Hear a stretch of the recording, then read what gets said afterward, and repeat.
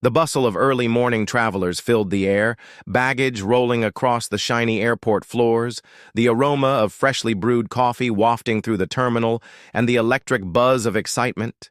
Families laughed, children giggled, and couples held hands while checking their tickets, pointing to the planes through the towering windows. My son, Noah, stood beside me, gripping my hand tightly. He had been anticipating this family vacation for weeks. In his small backpack, he carried his favorite toys: a cuddly dinosaur, a coloring book, and a folded-up booklet of Hawaii. He had been flipping through it for days, eagerly listing all the sights he wanted to see. Across from me stood Sophia, his mother. She didn't look at me. She didn't hold my hand. Instead, her lips curled into a small, smug smile as she tapped away on her phone. And beside her there was Eleanor, the self-proclaimed queen of power. Even here, in an airport, she carried herself like royalty, glancing over the crowd as if she were surveying peasants. As we approached the check-in counter, I handed over our boarding passes and passports, hoping for a smooth process. But then, "I'm sorry, sir, but I don't see a ticket for your son." The cashier frowned at the screen. My stomach twisted. I turned to Eleanor, expecting confusion, maybe even an apology. Instead, she smirked, slowly, deliberately. She waved a dismissive hand. "Oh, we agreed that your child should stay behind. There were simply too many of us." Her tone was light, casual, as if she wasn't dropping a bombshell in the middle of the airport. As if she wasn't abandoning a child, her own grandchild, without a second thought. I turned to Sophia, waiting for her to correct this, to tell me it was a misunderstanding. But she only laughed, linking arms with her mother. She looked up at Eleanor with admiration, like they were sharing an inside joke. "It's a trip for real family, after all," she murmured. The words hit me like a gut punch. Real family. Noah's. Small voice quivered beside me. "Dad, I want to go." His wide, innocent eyes welled with tears, his tiny fingers gripping my sleeve. I felt something stir inside me. Not rage, something colder. Eleanor sighed dramatically. "Don't be so sensitive. He'll be fine." Sophia laughed again. I didn't yell, I didn't argue, I just reached down, took my son's hand, and turned around. No begging, no pleading. Behind me, I could hear their whispers. How dramatic I was being. They thought they had won. They thought this was over. They had no idea. Noah and I sat in the terminal, his small frame curled up beside me, still sniffing. His tiny backpack was clutched tightly in his lap, like it was the only thing holding him together. His voice was barely a whisper. "Dad, did I do something wrong?" My chest tightened. I knelt before him, gripping his small shoulders, looking him in the eye. "No, Noah, you did nothing wrong." His lower lip trembled. "Then why?" "This isn't about you," I said, steadying my voice. "It's about them. He deserved the truth." I took a deep breath. They don't know what real family is, but I do. And I made a silent vow. My son would never feel unwanted again. I pulled out my phone. Noah sniffled, looking up at me. "Who are you calling?" I smiled. Someone who knows what real family is. 30 minutes later, we were on a flight. Not to Hawaii, to Disney World. And as my son's face lit up with pure, unfiltered joy, I felt something I hadn't in a long time. Freedom.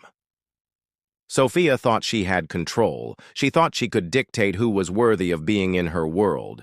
She thought she could laugh at my son's pain and walk away without consequence. She was wrong. Because this wasn't about revenge. This was about justice, and I was just getting started. As we touched down in Orlando, Noah's eyes widened at the palm trees swaying in the breeze, at the bright Disney banners lining the streets. "This is way better than Hawaii," he exclaimed, practically bouncing on his toes. I laughed. "Told you." The moment we stepped into the park, I knew I had made the right choice. Noah's sadness evaporated the second he spotted Mickey Mouse in the distance. "Dad, look!" he gasped, tugging my hand. Before I could reply, he took off, sprinting, his tiny backpack bouncing against his back, straight into Mickey's open arms. For the first time in weeks, he was smiling, and for the first time in years, I wasn't thinking about Sophia. I wasn't thinking about Eleanor. I wasn't thinking about the betrayal, the cruelty, or the injustice of it all. I was thinking about this moment. Because this was real family. As fireworks exploded above Cinderella's castle, Noah leaned against me, his head resting on my shoulder. "Dad?" "Yeah, buddy?" "This is the best."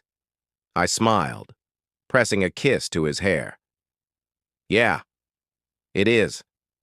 Because this wasn't just a vacation. It was a promise.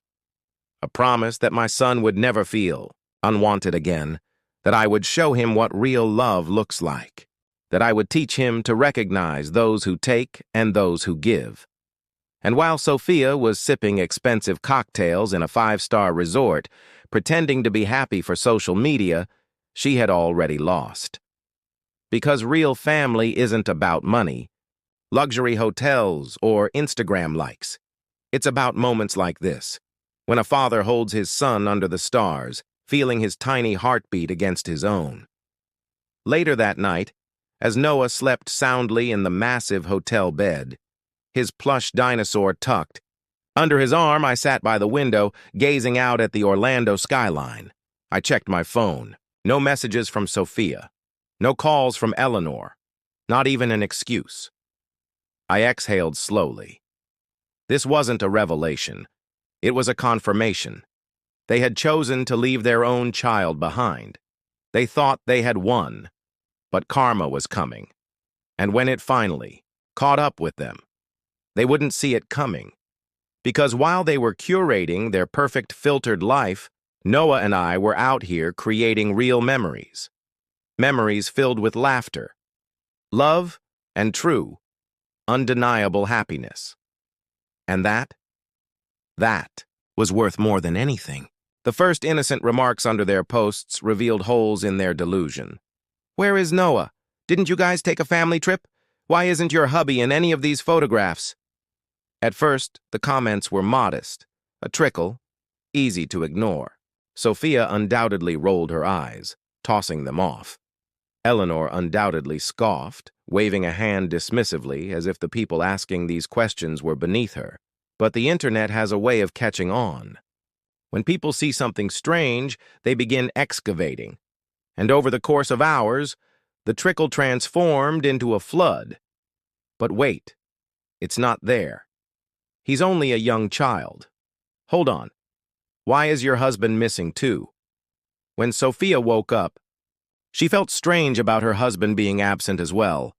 The next morning, her notifications were inundated, hundreds of comments, people asking, demanding answers.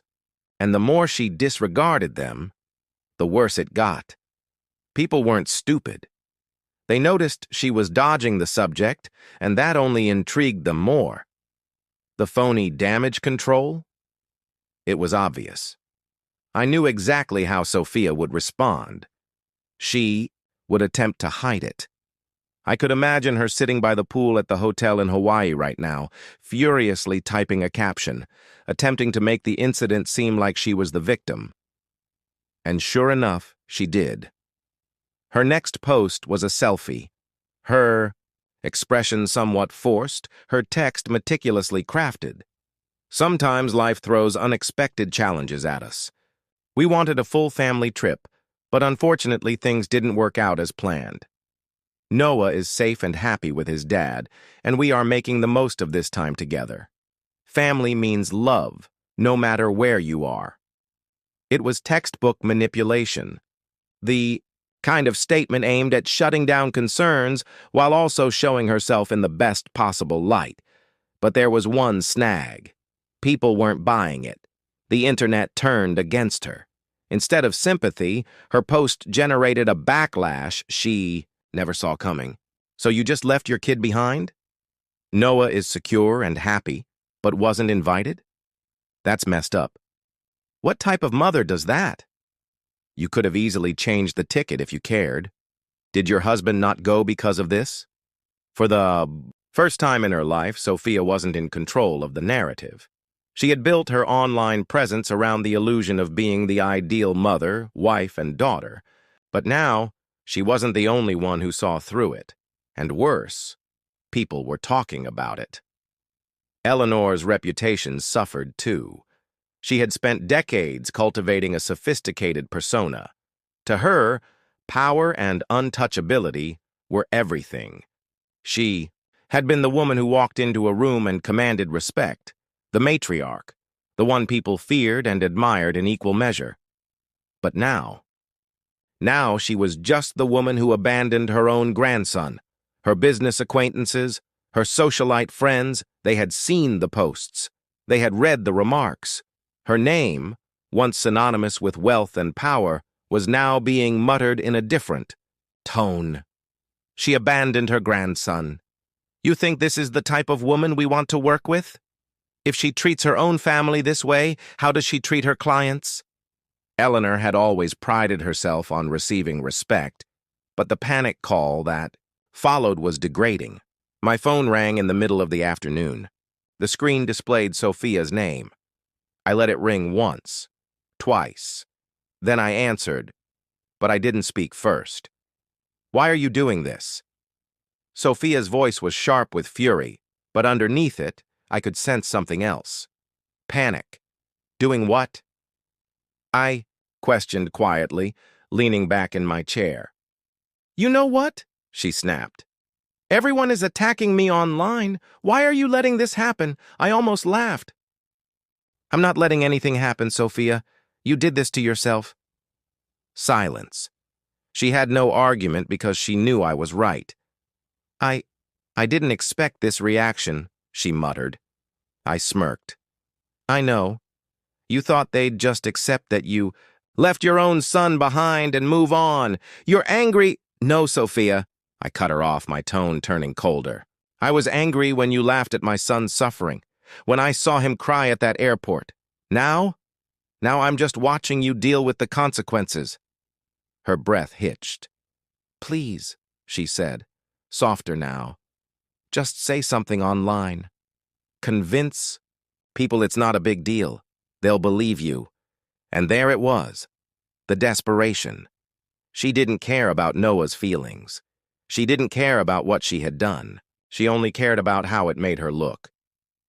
I exhaled slowly, then said, You made your bed, Sophia. Now lie in it. She gasped, but I hung up. Sophia's realization that she had lost control of the illusion of her ideal life was devastating. Instead of praising her, people were now condemning her, mocking her, ignoring her, and this was just the beginning. As Sophia and Eleanor played pretend in Hawaii, they had no idea what was happening back home, no concept that their empire was already starting to crumble, and by the time they found out, it would be too late.